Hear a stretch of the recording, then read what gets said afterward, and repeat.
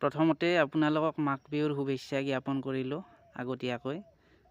যিটো নেকি আজি আমি আহিলোঁ গাঁৱৰ সকলোৱে মিলি মেজিৰ কাৰণে নাৰ কাটিবলৈ।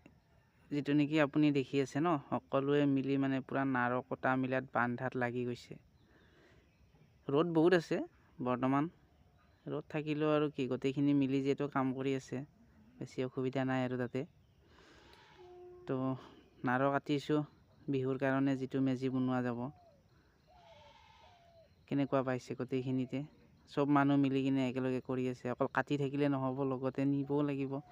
তো গতিকে নিয়াৰ কাৰণে প্ৰচেছ চলি আছে। যিটো নেকি পূৰা মাথাতকৈ উঠাই লৈ গৈছে ৰেলৰ ডাব্বা যোৱা দি কিনে, পূৰা জক কৰি, যিটো ৰেলৰ গাড়ী যায় ন, তেনেকুৱা ডাব্বাবিলাক যাই আছে এটা এটাকৈ মূৰত লৈ কিনে, দেখিছে।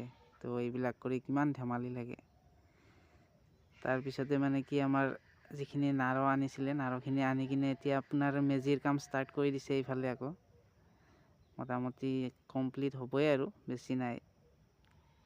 অলপ চলপকৈ মেজিৰ কাম কৰি থাকোঁতে এইটো বোলে কিবা এইবাৰ পুৰপুৰি বনাইছে, যিটোত বল জুখি আছে গোটেইকেইটাই, উঠাব পৰা নাই ওখ কৰি কিনে। তাৰপিছতে আমাৰ মেজিৰ কাম সম্পূৰ্ণ হ'ল। ছানডেৰ দিনটোত গোটেইখিনি আমি মেজিৰ কাম কমপ্লিট কৰি দিলোঁ। বাৰু ধন্যবাদ আজিলৈকে।